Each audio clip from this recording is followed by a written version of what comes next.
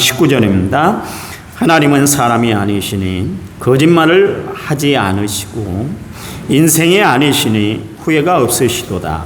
어찌 그 말씀하신 바를 행하지 않으시며 하신 말씀을 실행하지 않으시리야. 합심기도 우리 같이 읽습니다. 하나님 거룩한 날로 구별하신 오늘 남은 성결교회에 모여 예배드립니다. 상한 심령을 가지고 나온 성도들 찬양과 말씀으로 치료받게 하시고 영육간의 셈을 얻는 시간이 될 줄 믿고 감사를 드립니다. 하나님, 오늘도 성김의 자리에서 힘쓰는 성도들의 땀 흘림을 기억하여 주시옵소서. 성김의 자리를 지킬 만한 건강 주시고 가정과 일터의 안정을 주시옵소서. 이런저런 일로 저희들 여기 모였습니다. 큰 장벽을 만난 이들도 있습니다. 캄캄하고 답답한 심정으로 앉은 이도 있습니다. 물질 때문에, 건강 때문에 고통당하는 이들도 있습니다. 군대, 객지, 예구에 나가 사는 남은 성결교회 성도들도 있습니다. 병상에서 병마와 싸우는 성도들도 있습니다. 하나님, 저들을 평안함으로 인도하여 주시옵소서. 이 귀한 시간 악한 마귀 틈타지 않도록 성령께서 주장하여 주시옵소서. 예수님 거룩하신 이름으로 기도하옵나이다. 아멘. 아멘. 자, 앞뒷분 평안의 인사 나누는데 아주 다정하게 인사 나누시기 바랍니다. 다정하게.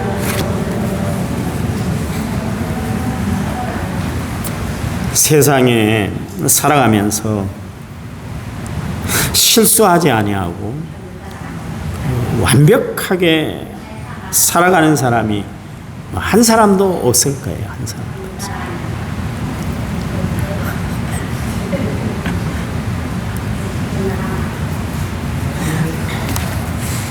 미국 야구 역사상 가장 유명한 선수를 떠올리면 베이브 루스를 우리가 들 수가 있습니다. 그는 714개의 홈런을 쳤어요. 그래서 1976년 행크 아론이 나오기 전까지는 세계 최고의 기록을 기록했던 사람이 바로 베이브 루스입니다. 공을 치기 전에 나 저쪽으로 홈런을 칠 거야. 그러면서 방망이로 방향을 가리키고 그쪽에 홈런을 친 사람이 베이브 루스입니다. 아주 유명한 사람이에요. 야구로 하여튼 전설적인 인물입니다. 그러나 우리가 베이브 루스를 홈런 왕으로만 생각하고 있는데 그가 또한 스트라이크 아웃의 신기록을 세운 사람이라는 것은 우리는 모르고 있어요. 그가 자그마치 1330번이나 스트라이크 아웃을 당했어요. 삼진 아웃을 당했어요. 그래서 많은 기록자들 그리고 많은 야구계 인사들이 하는 이야기가 이 기록, 삼진을 당한 1330개의 이 신기록도 깨기가 힘들 것이다. 그런 이야기를 하고 있습니다. 그가 714개의 홈런을 치기까지는 1330번의 그 삼진이 필요했어요.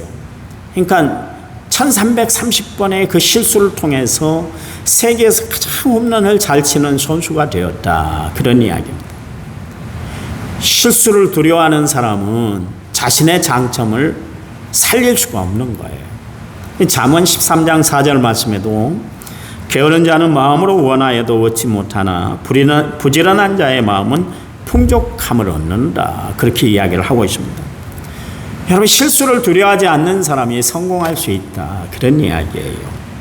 많은 사람들이 이 실수라는 것 때문에 절망하고 포기하고 그렇게 함으로 더 이상 전진하지 못하고 그런 것을 많이 볼 수가 있습니다. 가룟 유다는 자신의 실수 때문에 인생을 망치고 말았잖아요. 그도 하나님께로 돌아올 수 있는 기회가 수없이 주어졌음에도 불구하고 그는 그에게 주어진 모든 기회를 다 무시해버렸어요. 그랬더니 결국 어떻게 됐습니까? 그의 영혼이 저 지옥불에 떨어지는 그런 안타까운 현실을 그가 맞이했던 것을 알 수가 있습니다. 그것을 보면 우리가 실수를 경험했느냐, 실수와 맞닥뜨렸느냐, 우리가 실수했느냐, 그것이 중요한 것이 아니라 실수를 어떻게 처리하느냐, 그 태도가 더 중요하다는 사실을 우리가 알 수가 있는 것이죠. 1914년 12월 에디슨이 67살 될 때 그 실험실에 화재가 났어요. 그 하룻밤의 화재로 인해서 에디슨이 일생 동안 작업해놓은 모든 작품들이, 발명품들이 재가 되고 말았습니다. 손해액이 200만 달러였는데 보상해준 돈이 얼마였냐면 23만 8천 달러밖에 되질 않았습니다. 그런데 실험실이 화재로 막 휩쓸리고 있을 때 에디슨은 전혀 당황하지 않았어요. 그때 에디슨이 그의 아들 찰스를 불러서 찰스야, 어머니를 모시고 와라, 그렇게 이야기를 했습니다. 왜냐하면 이 굉장한 광경을 다시는 볼 수가 없다는 것을 알았기 때문에 자기 부인을 불러오라, 어머니를 데려오라고 찰스에게 그런 이야기를 했습니다. 다음 날 폐허가 된 그 실험실을 바라보면서 에디슨이 이런 이야기를 했어요. 재난도 가치가 있는 거야. 내 실수로 발명품들이 다 타버렸지만 하나님, 제가 다시 재기할 수 있도록 하나님이 힘주시고 능력 주실 줄 믿습니다. 하나님이 내 기도를 들어주실 줄 믿어요. 그래서 저는 감사합니다. 그렇게 이야기를 했다 그래. 우리 같으면 두 손 두 발 다 내려놓고 땅을 치면서 통곡을 할 텐데 에디슨은 그렇게 하질 않았어요. 그리고 정확히 화재가 난 3주 후에 에디슨은 최초로 추궁기를 만들었습니다. 재난도 바라보는 사람의 시각과 태도에 따라서 의미와 가치가 달라지는 것을 우리가 알 수가 있는 것이죠. 어떠한 실수를 우리가 했다 할지라도 그 자리에서 하나님의 은혜로 받아들이는 사람은 결코 두려울 것도 없어요. 그 능력을 또 빼앗기지도 않는 법이에요. 우리는 다윗에 대해서 너무나 잘 알고 있습니다. 제가 시편을 통해서 다윗을 계속 소개했고 설교 때마다 제가 다윗에 대한 이야기를 줄기차게 했기 때문에 그렇습니다. 다윗이 얼마나 위대한 사람이에요. 그래서 우리는 다윗의 일생을 살아가면서 한 번도 실수하지 않고 늘 하나님 앞에 영광만 돌리는 삶을 살았을 것이다, 그렇게 생각하기가 쉽습니다. 그런데요, 그렇지 않았어요. 여러분, 세상에 실수하지 않고 완벽하게 살아가는 사람은 한 사람도 없어요. 성경의 표현에 한 사람 꼭 등장하고 있는데 그 사람이 누구냐면 다니엘입니다. 다니엘은 하나님이 보실 때 흠이 없었다, 실수가 없었다. 이 사람 한 사람 빼고는 이 세상에 어떤 사람이라 할지라도 다 실수를 범하게 되어 있습니다. 여러분, 당대의 의인이라고 그렇게 인침을 받았던 노아, 대홍수 후에 포도주를 잔뜩 먹고 대체함으로 실수를 했잖아요. 그래서 그의 아들 함이 저주를 받는 인생을 살아가게 만들었습니다. 그런가 하면 기근을 피해서 에돔 땅에 내려갔던 믿음의 조상 아브라함을 보세요. 애굽 사람들이 혹시 자기를 죽이고 자기 아내 사라를 취할까 봐서 그게 두려워서 애굽왕에게 뭐라고 그랬냐면 자기 아내를 내 누이다, 그렇게 이야기를 했습니다. 여러분, 이 사람이 어떻게 믿음의 조상감이에요? 절장부지. 여러분, 야곱은 어떤 사람이 형이 에서를 속여먹고 그의 아버지 이삭을 속여먹었던 정말 사기꾼 기질을 갖고 있던 사람, 그 사람이 바로 야곱이었습니다. 질이 좋지 않은 사람이었어요.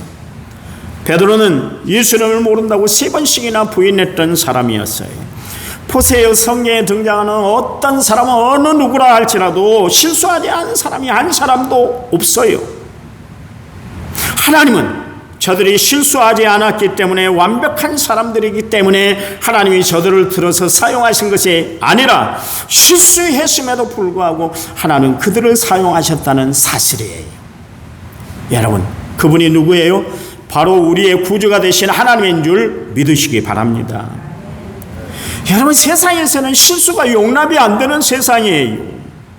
실수를 이해하고 그냥 넘어가는 그런 관용이 넉넉히 베풀어지는 것이 세상이 아니에요. 조금만 실수를 해봐요, 가차가 없어요.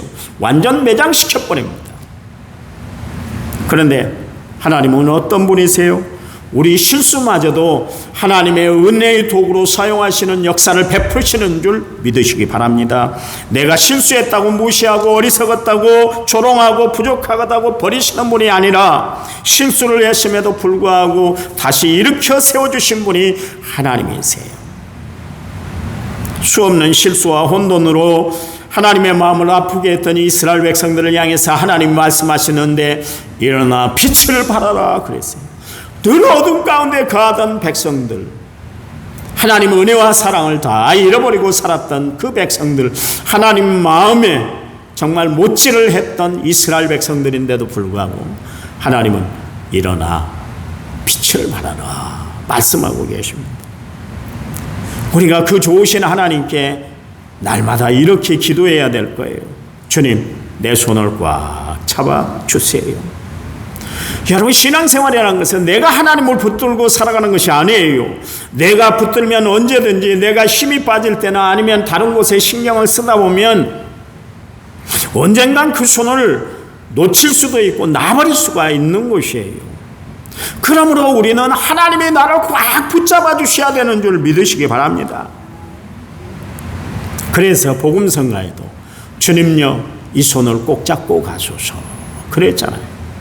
이게 바로 신앙 공식이요. 하나님이 나를 붙잡아 주셔야만 내가 곁길을 가지 않고 정말 하나님이 원하시는 길을 걸어갈 수가 있는 거예요. 그래요. 그러므로 날마다 우리는 내 의지, 내 생각, 내 경험, 내 마음까지도 하나님이 다 주관하시도록 하나님 앞에 기도하고 살아가는 성도들이 되시기를 간절한 마음으로 부탁을 드립니다. 베드로전서 5장 8절 말씀에서 근신하라 깨어라 너희 대적마귀가 우는 사자처럼 두루다니며 삼킬 살을 찾고 있다 그렇게 말씀하고 있습니다. 마귀 사탄은 항상 우리를 넘어뜨리기 위해서 혈안이 돼 있어요. 힘쓰고 있습니다. 그래서 조그만 틈이 생기면 그 틈을 타고 들어와서 온통 가라지를 다 뿌려 놔버리는 거예요. 그러니 우리는 항상 정신을 바짝 차리고 근신하여 깨어 있어야만 되는 것입니다. 여러분, 우리가 성경을 통해서 살펴볼 수 있는 다윗이 어떤 사람이에요? 사도행전 13장 22절 말씀에 보니까 피하시고 다윗을 왕으로 세우시고 증언하여 이르시되 내가 이새의 아들 다윗을 만나니 내 마음에 맞는 사람이라 내 뜻을 다 이룰 것이다 그래서 성경에 어디를 찾아도 내 마음에 맞는 사람이야 이렇게 표현한 사람이 다윗밖에 없어요. 하나님이 그의 삶, 그의 신앙을 인정할 정도로 하나님 마음에 꼭 들게 행동했던 사람이 바로 다윗인데 그가 마귀의 충동질에 그만 넘어가고 말았다 그런 이야기예요. 다윗이 늘 어떤 사람이요? 늘 하나님과 가까이 하는 사람이었어요. 그래서 하나님과 가까이 하는 것이 내게 복이다 그렇게 이야기할 정도로 세상의 쾌락, 명예, 권세 이것을 붙들고 살았던 것이 아니라 늘 하나님을 가까이 하고 살았던 사람이 다윗이었습니다. 하나님의 말씀을 얼마나 좋아했던지 송이꿀보다 더 달다 그러면서 하나님의 말씀을 최고로 여기고 살았던 사람이 다윗입니다. 그래서 그가 지은 시편에 보면 복 있는 사람은 그렇게 이야기하면서 여호와의 율법을 즐거워하여 그 율법을 주야로 묵상하는 사람이라 그렇게 이야기할 정도로 하나님 말씀대로만 살았던 사람이 다윗이었어요. 자신은 하나님과 거룩한 인생을 이어가기 위해서 내가 새벽을 깨우겠습니다 그러면서 새벽에 제단을 쌓았던 사람이 바로 다윗이에요.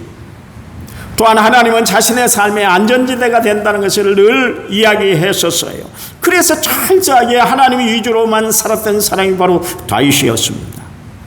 하나님만이 자신을 보호해 줄 수 있는 유일한 지킴이가 된다는 것을 알았어요. 그래서 하나님이 자신의 피난처가 되시고 피할 바위가 되시고 거할 산성이 되신다고 그렇게 고백을 했던 사람이 다윗입니다. 철저히 하나님 중심의 삶을 살았던 사람이 다윗이었어요. 하나님을 떠나서는 도저히 무엇이든 생각할 수 없는 사람이 바로 다윗이란 말이에요. 그런 그가 영적으로 혼란한 상태에 푹 빠지고 말았습니다.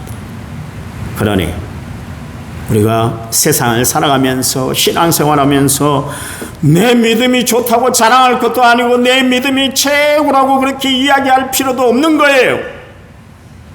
우리는 늘 하나님 앞에 겸손에 무릎을 꿇고 겸손으로 허리를 동이고 살아가는 성도들이 되어야 할 줄 믿습니다.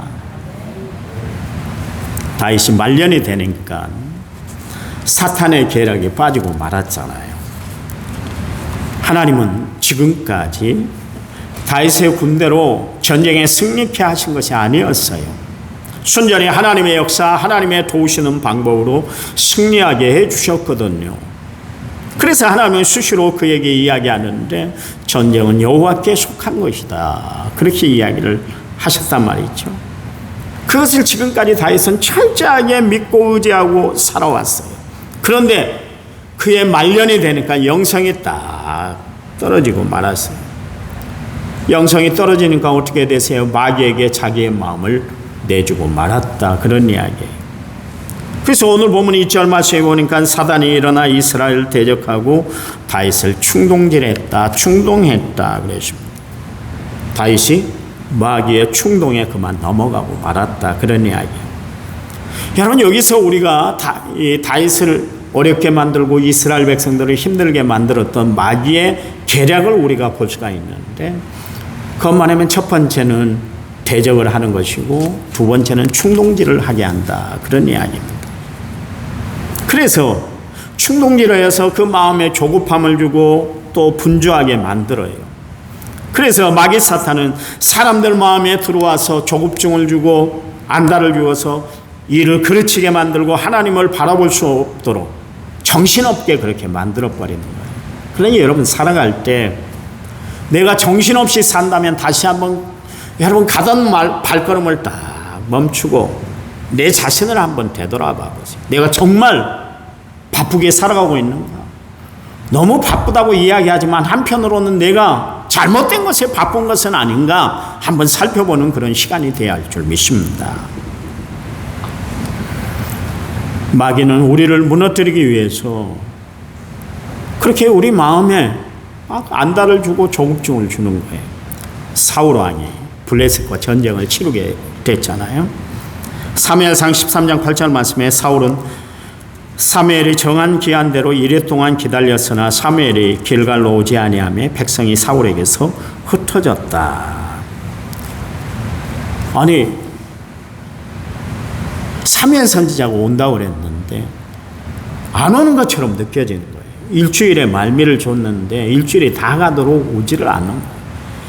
그런데다가 백성들이, 군인들이 자꾸 마음이 나누어지는 거예요. 그래서 사울의 곁을 떠나려고 하는 거예요. 그러니까 마음이 얼마나 다급해졌겠어요. 이러다가 전쟁 치르지도 못하고 전쟁에 우리가 실패하는 건 아닌가, 패전하는 건 아닌가, 그 생각이 팍 드는 거예요. 그러니까 사탄이 역사하니까 그의 마음이 급해지기 시작했어요. 그래서 사무엘상 13장 3절 말씀에서 사울이 이르되 번제와 화목제를 이리로 가져오라 하여 번제를 드렸더니 그랬습니다. 마음의 조급함이 사무엘을 기다리지 못하게 하고 자신이 제사장이 할 일을 월권을 해서 자기가 제사를 드려버린 거예요. 그랬더니 사무엘 선지자가 기간 내에 왔거든요. 그래서 그에게 이야기하는데 사무엘상 13장 13절에서 14절 말씀에 사무엘이 사울에게 이르되 왕이 망령되이 행하였도다. 왕이 왕의 하나님 여호와께서 왕에게 내리신 명령을 지키지 아니하였도다. 그리하였더라면 여호와께서 이스라엘 위에 왕의 나라를 영원히 세우셨었거늘 지금은 왕의 나라가 길지 못할 것이라. 여호와께서 왕에게 명령하신 바를 왕이 지키지 아니하므로 여호와께서 그의 마음에 맞는 사람을 구하여 여호와께서 그를 그의 백성의 지도자로 삼으셨느니라. 그렇게 이야기를 하고 있습니다. 여러분, 조급한 마음은 하나님이 원하시는 마음이 아니에요.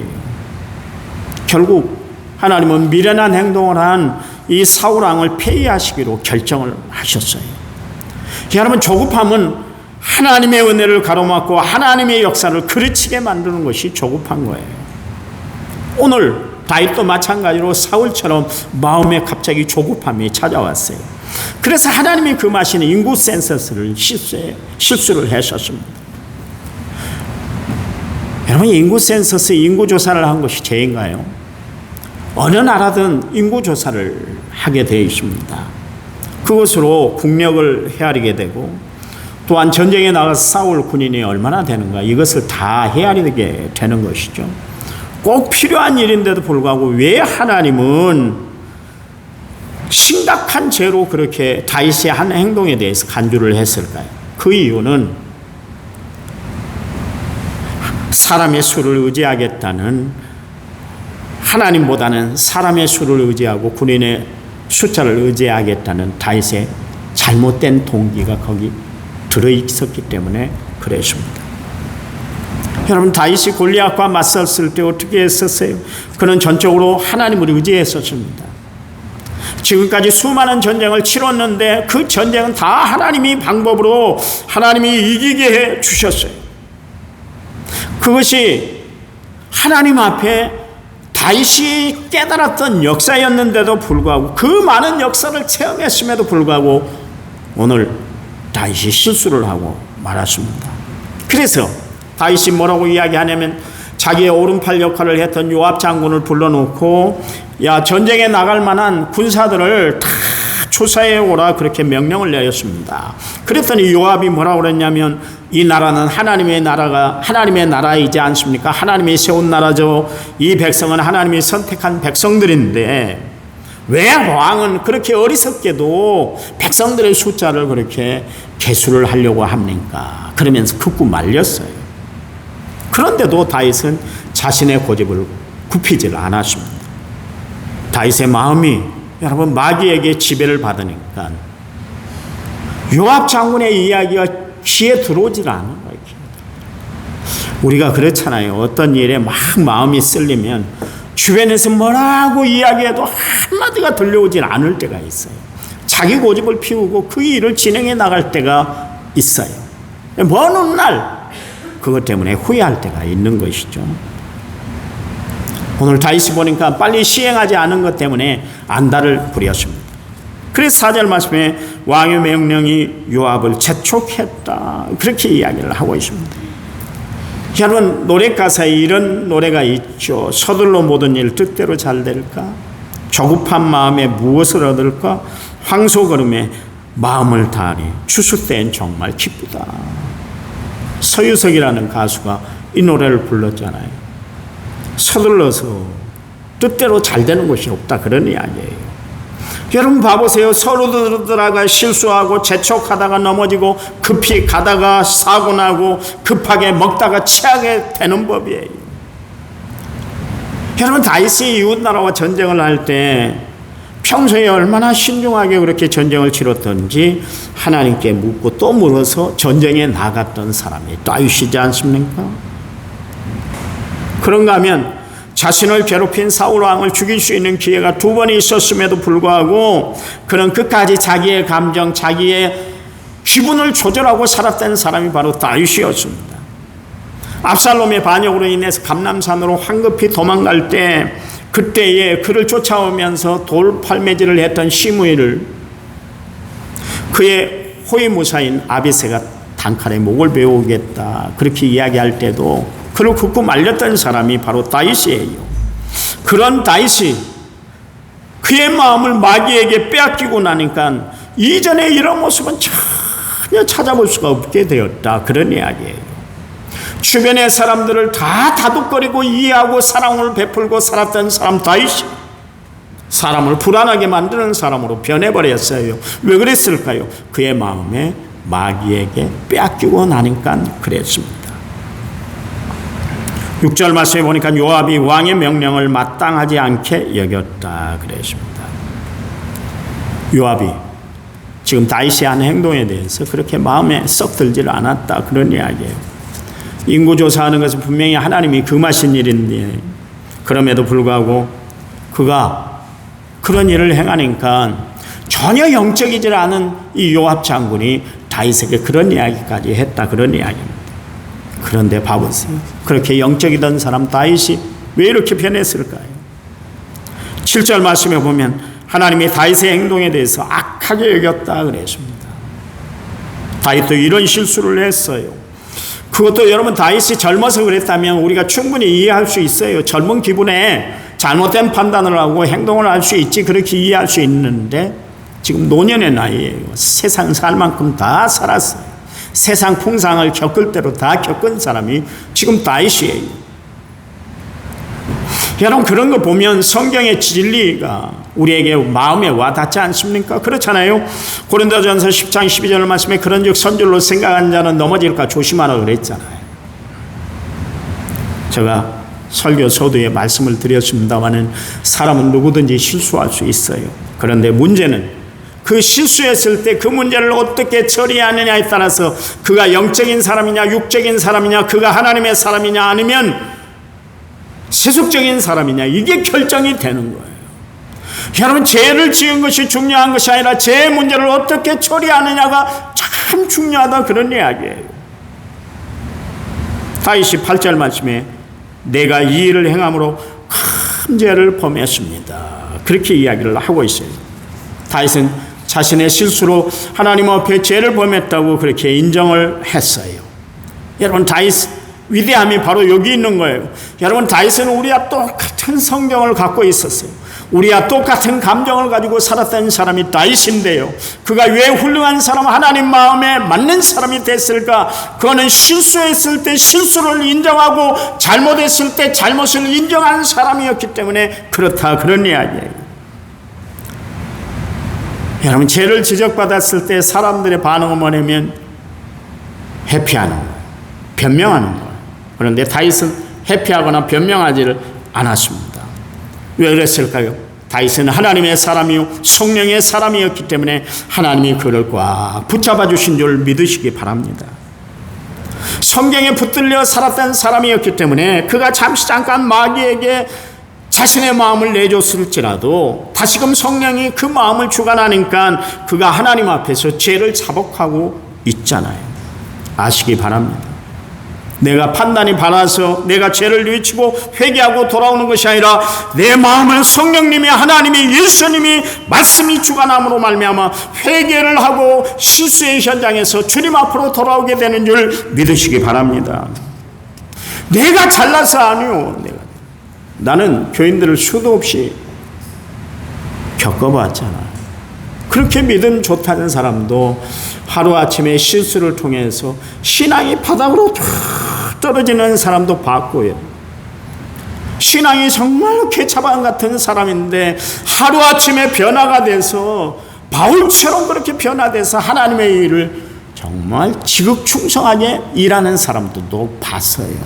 그러니 우리가 믿음이 좋다고 자만에 빠질 필요도 없는 거예요. 여러분, 그래요. 다윗은 하나님의 사람이었어요. 시편 37편 24절 말씀에 그는 넘어지나 아주 엎드러지지 아니하면 여호와께서 그 손으로 붙잡아 주시기 때문에, 붙들어 주시기 때문이다, 그렇게 이야기를 하고 있습니다.